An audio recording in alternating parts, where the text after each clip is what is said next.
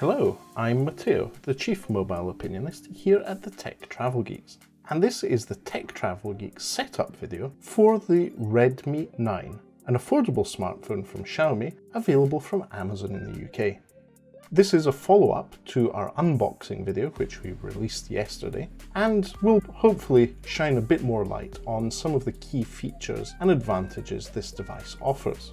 If you don't already, please do subscribe to the Tech Travel Geeks here on YouTube. Right then, so yesterday we unboxed the Xiaomi Redmi 9. Today we're going to set it up, and I'm going to go for a simple setup. In this case, I'm only going to use the micro SD slot and one SIM slot on the device. Now, as you can see, the Redmi 9 has two separate slots for nano SIM cards, which means that you can, in practice, use two SIM cards and a memory card. So that's the SIM cards in. I'm going to actually use the case that came included with the Redmi 9 that we saw in the unboxing. I'm going to squeeze it in. There it is. It fits nice and tightly. And more importantly, it has a little flip for keeping the USB Type-C port safe. That's really quite useful. The last thing you want is something getting stuck in there and forcing the charger in and breaking the unit. Sadly, that has happened to me in the past. So let's turn the device on. As we saw in the unboxing, this feels quite chunky. It's not the lightest of devices, unlike other Honor devices like the Honor 20E or the Honor 9X Lite. But this is because the device has a slightly bigger screen. This is, in this case, full high definition plus 6.53-inch device. And the software, as you can see, is MIUI. But going back to the weight, one of the key features of the device that adds a bit of heft to it is that 5000 milliamp hour battery.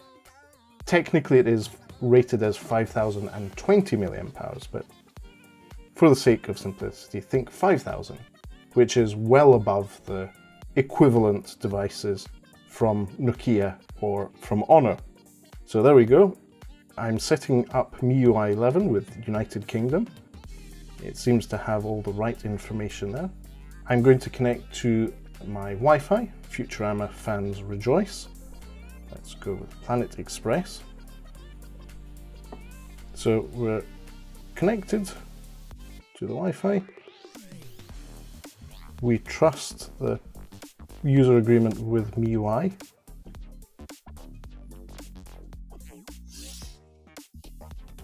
And now we're checking for updates for MIUI 11. MIUI being Xiaomi's Android distribution, which they use on their Xiaomi devices, on the Redmi devices such as this Redmi 9 and the Redmi Note 9S that we previously unboxed and are about to review here on the Tech Travel Geeks, as well as the Poco devices, which Lukash is also in the process of finishing his review on. The most likely review to be out first will be the Poco one later this week, but in the meantime, we hope you enjoyed our unboxing of the Redmi 9 and are about to enjoy this conclusion to this unboxing and setup video. So I agree to all the Google terms of services. We trust them as much as we trust Chinese smartphone companies. And as you can see, that teardrop notch at the top is actually quite shallow compared to other teardrop notches we've seen. So we trust Google with all these services and updates to their applications. Now, this is a feature that you get in the European Union. You get to choose your search engine of choice. In this case, I'm going to choose Google, but I'm frankly quite surprised by the fact there is no Bing option here, which is interesting. So let's continue our setup. I previously have used the Google Assistant, so I don't really need to do much to set it up. It should pull my voice data from previous installation. In fact, it says Google Assistant can already recognize your voice, so that's that done. And as we said earlier, this is the NFC-enabled version of the Redmi 9, so I can use this for Google Pay. And among the settings final settings, I can add another email account, change font size, change wallpapers, or review additional apps. Let's go ahead with that and see what it says. So from Google, we're fine with all these apps. These are all quite useful, including YouTube Music, which is now my default music player. And so that's the end of the Google bit of the app setup. Now this is for MIUI. I'm going to set up my Redmi 9 just logging into my Mi account, which I already have. So there we go, 10 services will be synced with the Xiaomi Cloud. I'm actually going to disable gallery because I am going to be using this quite a lot for pictures, and I don't have the paid plan for this, but all the other features seem to be quite useful, so we'll go ahead with that. Now this is prompting me to confirm my account via a text message. I am using a secondary SIM for this setup video, so I'll just check for a text message. So next step, which is key, is setting up the fingerprint reader, which is quite cool. So you set up a pattern first. It's the usual one where you have to set up a unique pattern or whatever catches your eye. Okay then, there we go. So we've set up the pattern, and the fingerprint scanner, as we saw in the unboxing, is at the bottom of the camera module on the back. So I will tap my finger on the fingerprint scanner. It is pretty fast, very sensitive, which is great. And now I'm doing the outer area of my fingers. That was very, very fast to set up. So I'm going to enable all the different features that are here. And I'm going to go with the classic theme for the Redmi 9. MIUI has a lot of theming capability. It is a really cool service in that sense. But I'll go with the default for this video. And if you'd like to see a more in-depth video about how I go about personalizing my device, what launcher I use, what icon packs I use, do let us know in the comments to this video, and I'll add a video about that. But that's MIUI 11 on the Xiaomi Redmi 9 setup. Let's go into the device and see what the experience is like. This is a device that's based on a MediaTek Helio G80 chipset.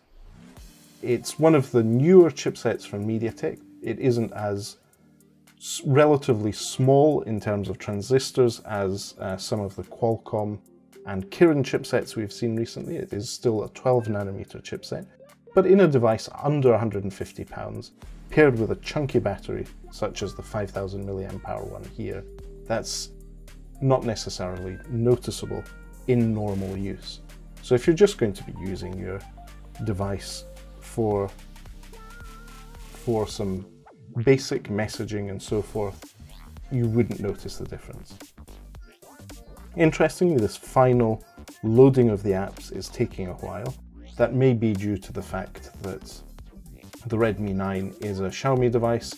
It's likely to have quite a lot of bloatware installed. That's one of the ways they monetize their platform, is with a bit of extra apps pre-installed. Wow, this is really taking quite a lot. There's more steps than usual here. Here we go. Finally, we have a wallpaper, which is a really cool Xiaomi one. Things are not finished just yet. It takes a while. Okay, now it seems to be done. So let's look at what's happening in notifications. So SD card is there. It's completing the Google Play Store setup by installing the Play Store updates and the app updates that we saw earlier. So Google Pay notification, we'll go through that in a moment, but first let's make sure the memory card is set up. So yes, we have a memory card which has been installed. Great. So first prompt we get in settings is that dark theme is available. This is an LCD screen device. It's a full high definition plus LCD screen. If you're using this in the dark, for example, if you share your bed with someone else and you don't want to be wakening them up with a bright screen in the dark, dark mode is very useful. It also reduces the strain on your eye in some situations. It may not be as good in direct sunlight, but that's dark theme. And you can enable that in settings in MIUI. As you can see, in the drop down in MIUI, this is light. If we go into this overall system settings, there should be a setting for dark mode.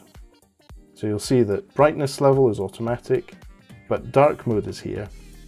I'm going to enable that. I use that on a day-to-day basis. It maybe reduces the strain on my eyes slightly.